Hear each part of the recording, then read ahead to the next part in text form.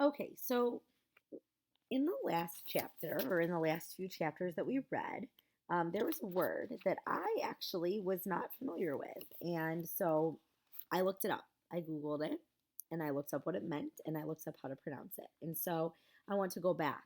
It was the word precipice. And the word precipice means like a very tall cliff. So they referred to that in chapter 39. He had said, he took a deep breath, then walked the last 50 yards to the giant precipice and touched it. So that makes sense. Basically, the giant cliff. So I just wanted to make sure that I clarified that for you because, in case any of you were wondering just as much as I was what that word was and what it meant, I wanted to make sure you knew. Okay, so um, when we left off, we just kind of found out some really big news, and Zero had confessed to stealing the shoes that Stanley was accused of stealing. And so we're going to find out what happens next. Chapter 40. When Stanley found the onion the night before, he didn't question how it had come to be there. He ate it gratefully. But now, as he sat gazing at Big Thumb and the meadow full of flowers, he couldn't help but wonder about it. If there was one wild onion, there could be more. He intertwined his fingers and tried to rub out the pain. Then he bent down and dug up another flower, this time pulling up the entire plant, including the root. Onions! Fresh, hot, sweet onions! Sam called as Mary Lou pulled the cart down Main Street. 8 cents a dozen. It was a beautiful spring morning. The sky was painted pale blue and pink, the same color as the lake and the peach trees along its shore. Mrs. Gladys Tennyson was wearing just her nightgown and robe as she came running down the street after Sam. So I just want to make sure you guys understand that now we're back over 100 years ago to when Sam was alive and Kate Barlow was alive and Stanley's great-great-grandfather was also alive. Mrs. Tennyson was normally a very proper woman who never went out in public without dressing up in fine clothes and a hat. So it was quite surprising to the people of Green Lake to see her running past them. "Sam!" she shouted. "Whoa, Mary Lou," said Sam, stopping his mule and cart. "Morning, Mrs. Tennyson," he said. "How's little Becca doing?" Gladys Tennyson was all smiles. "I think she's going to be all right. The fever broke about an hour ago, thanks to you. I'm sure the good Lord and Doc Hawthorne deserve most of the credit." "The good Lord, yes," agreed Mrs. Tennyson, "but not Doc Hawthorne. That that quack wanted to put leeches on her stomach. Leeches! My word! He said they would suck out the bad blood. Now you tell me, how would a leech know good blood from bad blood?" "I wouldn't know," said Sam. "It was your onion tonic," said Mrs. Tennyson. "That's what saved her." Other townspeople made their way to the cart. "Good morning, Gladys," said Hattie Parker. "Don't you look lovely this morning?" Several people snickered. "Good morning, Hattie," Mrs. Tennyson replied. "Does your husband know you're parading about in your bedclothes?" Hattie said. There were more snickers. "My husband knows exactly where I am and how I am dressed, thank you," said Mrs. Tennyson. "We have both been up all night and half the morning with Rebecca. She almost died from stomach sickness. It seems she ate some bad meat." Hattie's face flushed. Her husband, Jim Parker, was the butcher. "It made my husband and me sick as well," said Mrs. Tennyson, "but it nearly killed Becca. With what her being so young, Sam saved her life." "It wasn't me," said Sam. "It was the onions." "I'm glad Becca's all right," Hattie said contritely. So when you say something contritely, it means that you say something like apologetically. Like suddenly she felt guilty for um, being so mean to her and teasing her for what she was wearing after she found out that her daughter was really sick. "I keep telling Jim he needs to wash his knives," said Mr. Pike, who owned the general store. Hattie Parker excused herself, then turned and quickly walked away. "Tell Becca that when she feels up to it to come by my store for a piece of candy," said Mr. Pike. "Thank you, I'll do that." Before returning home, Mrs. Tennyson bought a dozen onions from Sam. She gave him a dime and told him to keep the change. I don't take charity, Sam told her, but if you want to buy a few extra onions for Mary Lou, I'm sure she'd appreciate it. All right then, said Mrs. Tennyson. Give me my change in onions. Sam gave Mrs. Tennyson an additional 3 onions, and she fed them one at a time to Mary Lou. She laughed as the old donkey ate them out of her hand. Stanley and Zero. Okay, so now we're back to Stanley. Stanley and Zero slept off and on for the next 2 days, ate onions, all they wanted, and splashed dirty water into their mouths. In the late afternoon, Big Thumb gave them shade. Stanley tried to make the hole deeper, but he really needed the shovel. His efforts just seemed to stir up the mud and make the water dirtier. Zero was sleeping. He was still very sick and weak, but the sleep and the onions seemed to be doing him some good. Stanley was no longer afraid that he would die soon. Still, he didn't want to go for the shovel while Zero was asleep. He didn't want him to wake up and think he'd been deserted. He waited for Zero to open his eyes. I think I'll go look for the shovel, Stanley said. I'll wait here, Zero said feebly, as if he had any other choice. Stanley headed down the mountain. The sleep and the onions had done him a lot of good as well. He felt strong. It was fairly easy to follow the trail he had made 2 days earlier. There were a few places where he wasn't sure he was going the right way, but it just took a little bit of searching before he found the trail again. He went quite a ways down the mountain, but still didn't find the shovel. He looked back up toward the top of the mountain. He must have walked right past it, he thought. There was no way he could have carried Zero all the way up from here. Still, he headed downward just in case. He came to a bare spot between 2 large patches of weeds and sat down to rest. Now he had definitely gone too far, he decided. He was tired out from walking down the hill. It would have been impossible to have carried Zero up the hill from here, especially after walking all day with no food or water. The shovel must be buried in some weeds. Before starting back up, he took one last look around in all directions. He saw a large indentation in the weeds a little farther down the mountain. It didn't seem likely that the shovel could be there, but he'd already come this far. There, lying in some tall weeds, he found the shovel and the sack of jars. He was amazed. He wondered if the shovel and sack might have rolled down the hill. But none of the jars were broken, except the one which had broken earlier.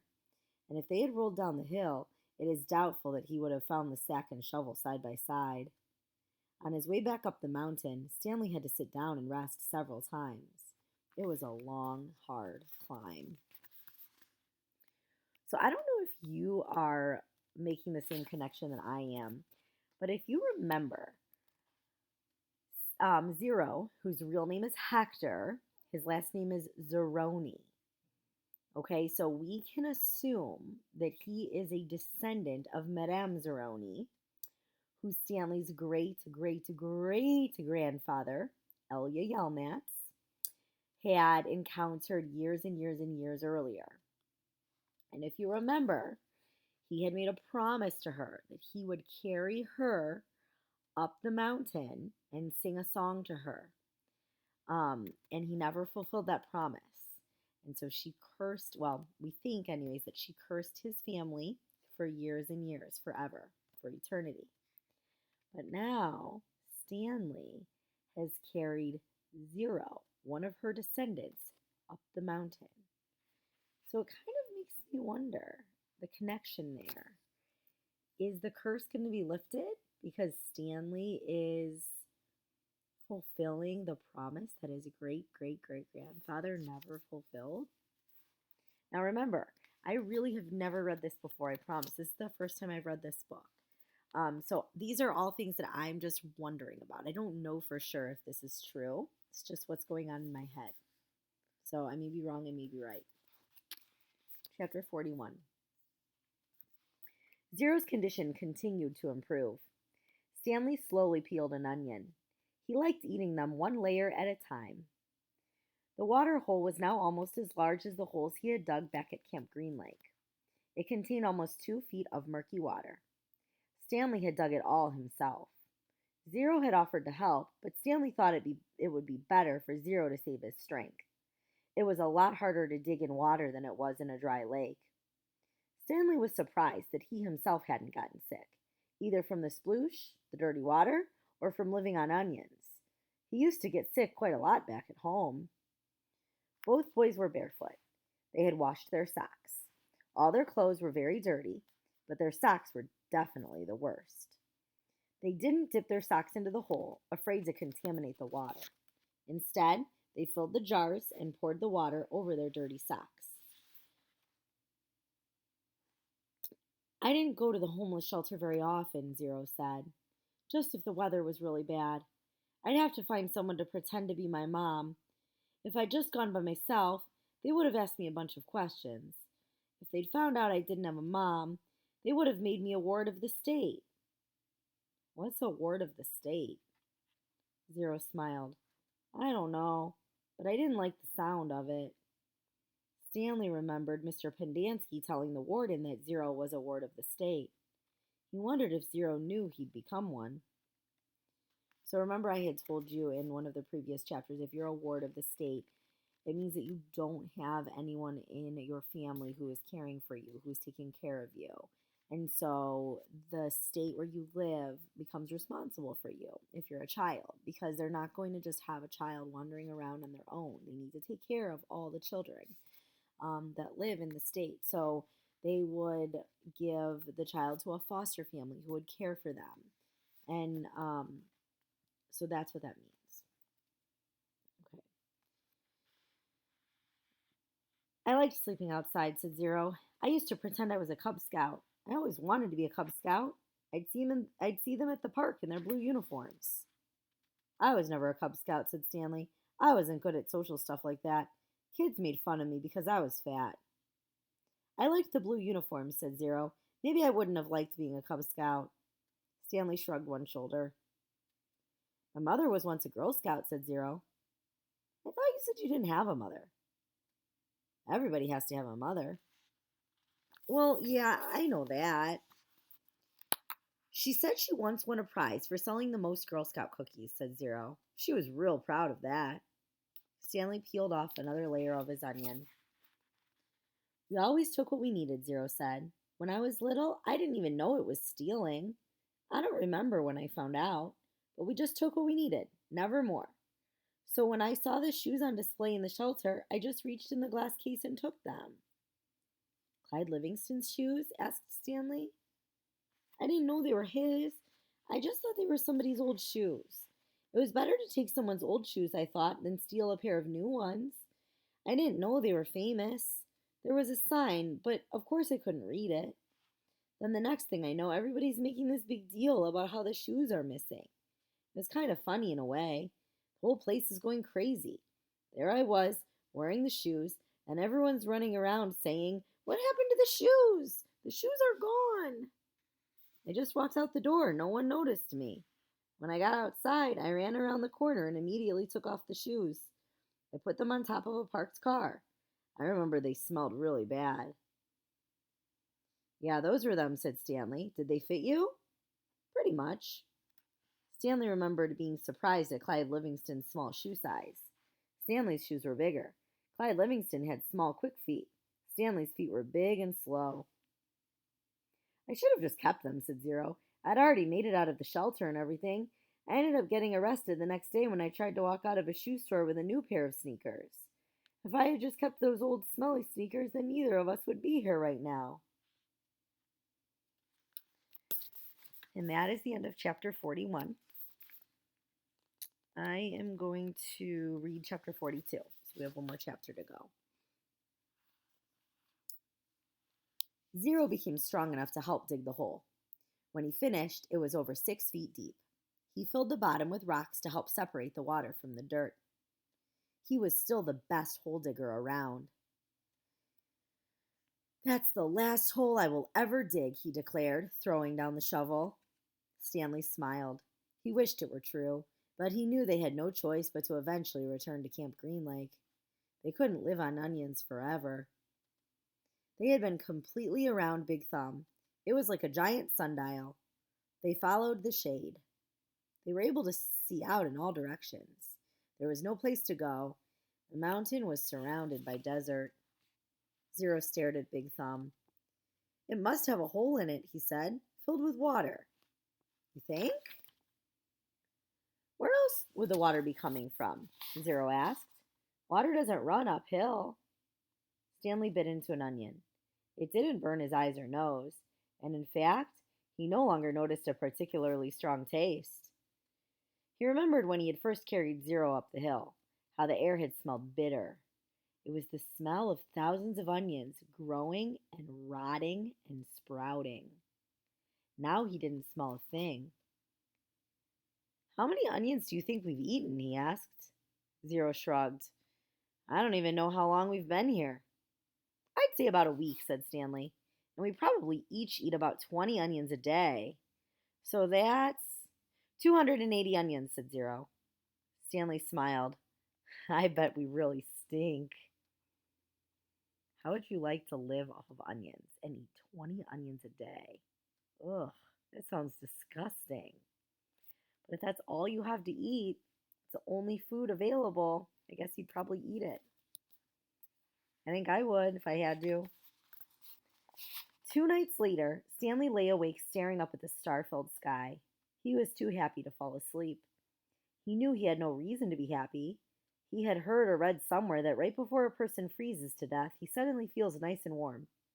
He wondered if perhaps he was experiencing something like that. It occurred to him that he couldn't remember the last time he felt happiness. It wasn't just being sent to Camp Green Lake that had made his life miserable.